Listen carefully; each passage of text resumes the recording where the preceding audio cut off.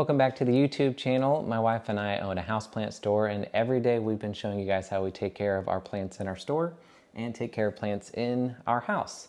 We have about 50 plants here at our house and hundreds at the store. So 50 and growing for sure. True. Oh yeah, growing. Everything from pest control, watering, light needs, etc., etc. Repotting, which is what we're going to do today. We want to show you everything, so hopefully you can be more successful with your houseplants by showing you kind of like what we do. And today we are going to be repotting an aglaonema, also known as a Chinese evergreen. This plant is really well known for its low light tolerance ability. That's my favorite thing about ags. We kind of use them like utility players. We kind of put them just about everywhere, which is actually what we're doing today as well. We have a low light spot we want to put a plant on, so we got this aglaonema. Definitely one of my top 5 beginner-friendly plants, absolutely. Absolutely. And we've got Tina here with us today, too. I forgot to introduce Tina. Hey, Tina. Tina's our 16-year-old Russian blue kitty cat. Today we are going to be using, this is kind of an interesting mixture, and I'm going to explain it a little bit more She's so as nosy. we go. Tina, you want to see what's in there? She was so calm. She's like, oh yeah, okay, do you approve? Yes. I've got 1 part orchid bark, 1 part perlite, chunky perlite, and then I've got like a half a part peat moss. And then of course in there, if you can see like the gray dusting on the perlite right here, that is the mycorrhizae from Bigfoot. I'll link that in the description below. But I wanted to do this mixture because it's going to drain very quickly because the particle sizes are so big, like how chunky the bark is in the perlite. Lots of airflow. Lots of airflow. And whenever I'm putting a plant in low light, I always like to use soil ingredients that are going to drain faster, get more airflow to the roots, because it prevents root rot. This plant is not going on the wall, so not going to be always basking in that great light. No. She's going to suffer over there in the Very, corner. very low light, but we have a plan for it. We'll talk to you guys about that as well. We have a little strategy in place. But for now, I'm going to go ahead and mix this up. I'm excited to see these roots too once you get into those. Ag roots are some of my favorites because they're so big. Yeah, aglaonema roots are really pretty. They're usually very, like, starkly white. Yes. Which is also a really great case for them. I'm just going to pour a little bit of water in here. This for is just water tap culture. Water. Yeah, water culture. So taking off all the soil and actually just keeping them in water full time because the roots are just so pretty, you know? Wait, that's the same route your hand takes when we make masa for tamales. It's true. That's true. I wanted to put a little moisture in there because if you guys have ever dealt with peat moss, it's very dusty when it's dry. So is the perlite. So you're gonna, this is way better. Yeah, you're going to lessen the dustiness by giving it a little soak. It's also nice because when peat moss is dry, it's actually hydrophobic. So it repels water away. We want it to accept it. So we're kind of forcing it to be accepted right now. Outside, it's not a big deal, but inside you really can tell the dust factor. Yeah. A good alternative to this, you guys, if you don't want to make your own soil, in this case, if I'm going to keep a plant in low light like this aglaonema, just get cactus soil for pots. There's cactus soil for in-ground use, and there's cactus soil for pots. You want to get the one for pots. That's going to drain out very, very quickly. Reduce your risk for root rot. Yeah, you're going to reduce your risk for root rot. You're also going to have to, you potentially will have to water more frequently because the soil is so, because it drains so quickly. Yeah. But that's better than getting root rot because you're in really low light. So that's what we're kind of getting at today. We're also using terracotta, not only because it matches with the rest of our house. All of our plants are in terracotta.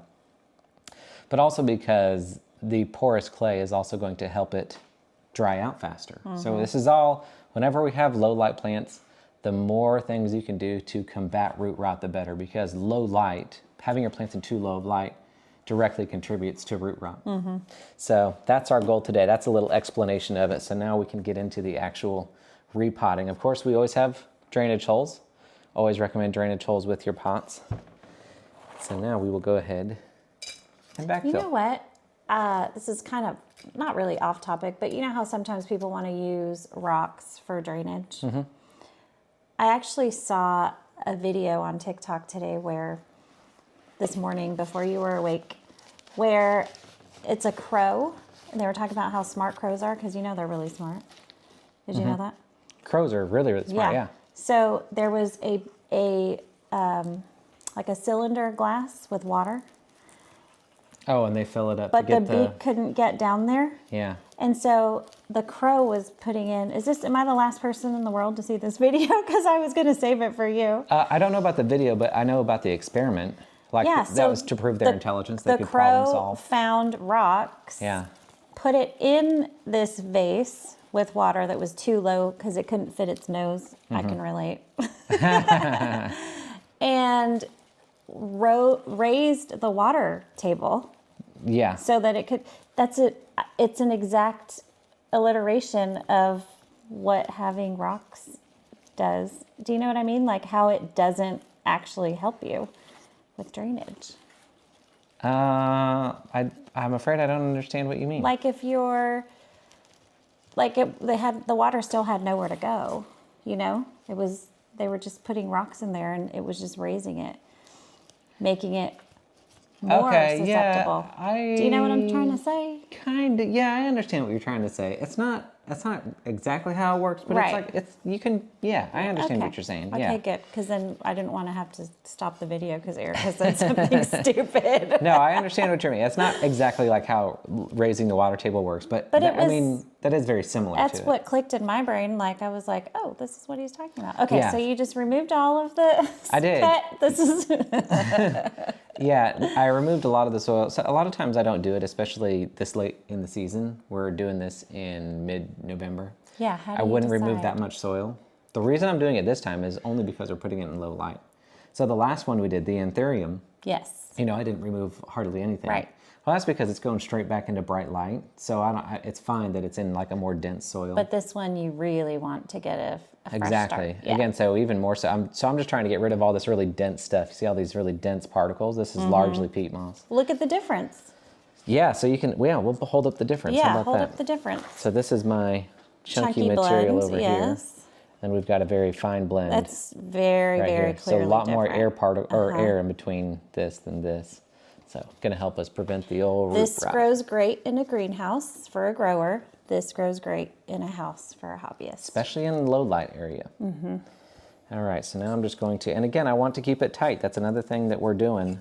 The roots are already scraping the sides of the pot.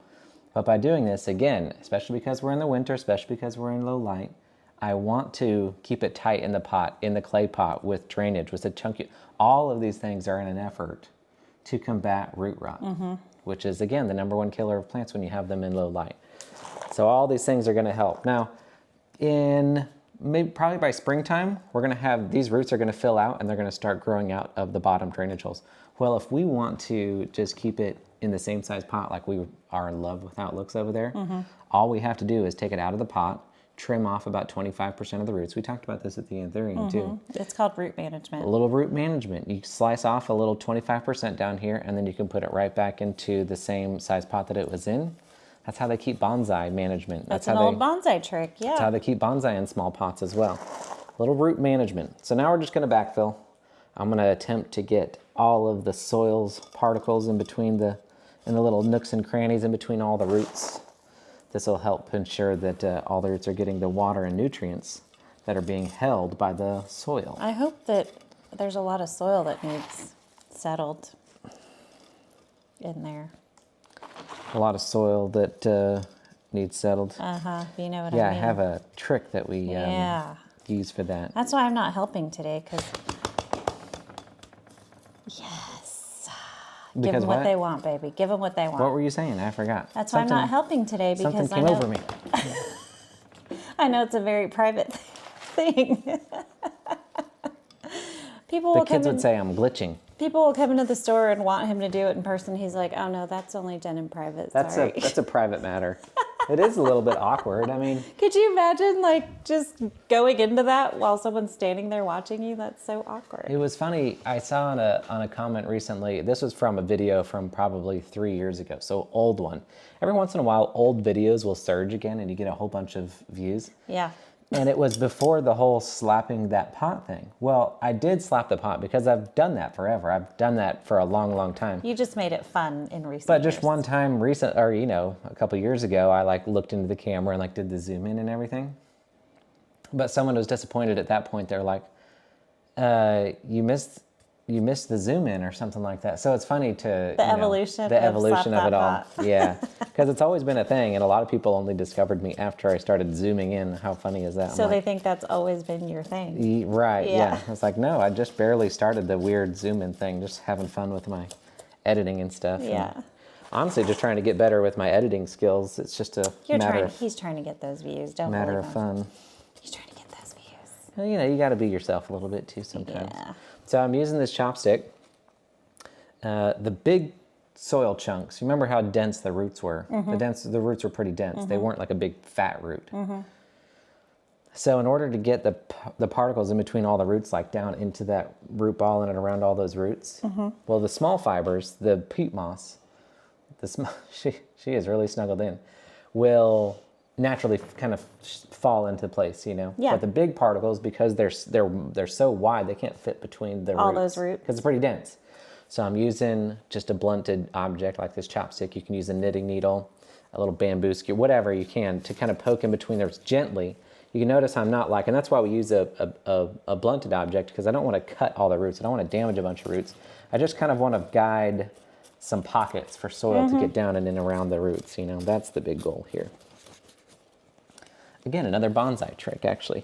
Actually, you can learn a lot about houseplants by looking at how bonsai folks take care of their plants. A lot of the techniques and principles and ideas, they really translate perfectly. I mean, they've been doing it forever. True. Bonsai have been popular a very Yeah. long time. I really like the way that this looks. The soil level is wonderful.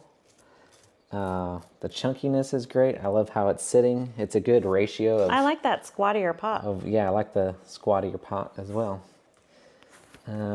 So I would normally water this in, But you already wet but it. the soil's already wet, so no need to do that. We water this one about 25 to 50% dry. If you guys ever watched our live sales or any of my care videos about the Aglaonema, I always like to water, if they're going to be in lower light, water in about 50% dry. Again, just Same reason. allowing more airflow. Combating root. That's Combating root plant rot. care. Combating root rots. It is. It's balancing a lot of... Managing root rot. I think pretty much all of plant care, like if you can figure out how to balance, because, we always say the health of the roots is the health of your plant. So if you can balance moisture in the roots and airflow in the roots, moisture and oxygen, it's a balance of the two things. Because you go too far in the oxygen, meaning the soil is so dry, it's just got tons of oxygen in there, meaning it doesn't have as much water, then the plant wilts. And eventually, if you don't water it, it'll die. But then on the other end, yeah. you have to balance out the water, because if it stays too wet for too long It without the rots. oxygen, then it rots. So it's really a matter of balancing out, knowing the different things that contribute to the moisture and knowing the things that contribute to the airflow, and being able to balance those two things according to the plant's natural abilities to store water. That's how, The roots. that's plant care. Plant care is root care. Plant care is At the root end care. of the day. Yep. The foliage and what the foliage does is just a bonus. It's usually a byproduct of what's happening in the roots. Right. Yeah, if you've got healthy roots that are doing all the things, then you're going to have healthy leaves. Of course, then you have the case of like physical damage to the leaf where, something's ripped Or or cats broke. chomping on or it. cats Yeah. or pests. Yeah, small pests, not cat Oh, pests. no. Kitties Spider are never mites and pests. spider mites and mealybugs, things like that. And then like diseases and stuff, but like far and away in all of the consults that I've ever done, and all the consults I know you've done and what we've heard at the shop, root rot is far and away the biggest killer of plants, yeah. especially with beginners.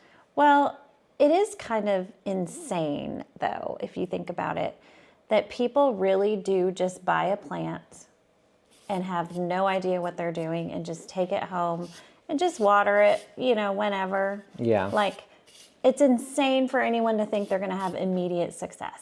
Yeah, I think that's perfectly fine, but you have to also know that, if you're just guessing... Because they're living. Yeah, if you're just guessing with a living thing... Yes. You would never guess with a puppy. Right. Well, yeah. No. Right. You're If going to there's- look into it. You're going to ask the breeder or Yeah. wherever that you You're like, adopted oh, can the from. dog eat grapes? You know, let me Yeah. look that up really quick. Let me give the dog Yeah. grapes. You look it up ahead of time. Yeah. So I always think that's, I mean, and plenty of people have been diligent enough to figure it out. But if you think about it, like the average person, I think really just goes and gets what they think looks good. And they're like, Oh, totally. Houseplant, I have a house. I'll put it in my house. And there's a house and a plant. And that's a Houseplant. houseplant. Yeah. So it's really important that, you know, you're buying plants for what you have conditions to I think I just told that to a customer the other day. I said the biggest mistake Yeah, people can I have heard with their you. houseplants is buying what they want. Uh-huh. Which seems very contrary to like popular. What do you mean? I can't have what I want in my house? Well, I don't know. I'll do what I want. So many people have only low light in their house, but want the cactus. They want the fiddly fig. They want the ficus. You know, they want all the brightest light plants. I'm like, this is never. You're always going to fail with plants if you're fighting nature, because nature's going to always win. They don't want to hear it either. Like so often, especially with like the area that we live in, we get like high level execs or, you know, important people in the business world. Plants don't care. No, they are. They're not going to bend to unbiased. whatever you want. Oh, you make how much money? Oh, sure. I'll No. grow wherever you want, boss. Absolutely not. No, The they plant, don't. we always say nature will always win. Nature always wins. The plant knows. Do you want to show them where we're going to style this? Yeah. All right. Let's do it. Yeah. But I don't know if I could let go of this kitty You don't want to? cat. Okay, that's fine. I'm going to take the camera off the tripod over here, and then I'll grab the plant, and we can go do a little POV reveal about where we're putting this bed. That Okay. boy. Let's do it. Okay. I can hold that. I will grab. I was kind of kidding. Tina Looks and nice, I can huh? do it. By the way, this is the Aglaonema Maria? I think it's Maria. Mm-hmm. I thought that it was a different variety, but Hey, that's I very was proven that's wrong. very fitting for our Latin theme. Oh, yeah. I still like this. Oh, he's singing to you. Sorry, Tina. You don't I still my like singing? this, but I'm going to find somewhere else for it. Now, you were saying we should use, No, did you just say might, should? might, should, could, would? Are you a Texan now or what? I could be. By the way, these things don't normally live here. We don't usually just have pots laying around. This is for the product photography that we were doing yesterday for the plant sale, if you guys are familiar with that. We did it on the video yesterday, actually. So you're gonna thinking let up there Tina like go. so. Oh. And then, She got her little arm stuck. oh, Tina. Are you okay? Get your arm unstuck, Tina. We'll get Here a she little goes. tray here to protect the wood surface. It's sealed on the bottom, so it's not gonna, the water's not gonna get through. And for the finishing, The finishing touches. Hey, that's pretty cute. that is cute. Let me skip this over just a tad. We'll have to play around with the tchotchkes. Hello. But this is, Oh, it looks fantastic there. I like it too. I think that's really nice. So we purposely went with a solid, well, there's a little bit of variegation, but it's all green variegation. We had one choice when it came to a solid green ag, and it was this one, and I think there was one left, right? Yeah, it was the only one. And then there were others that had like pink or red or, you know, other colors. But for this space and for our aesthetic, I like the solid green over Yeah, here. I really like it too.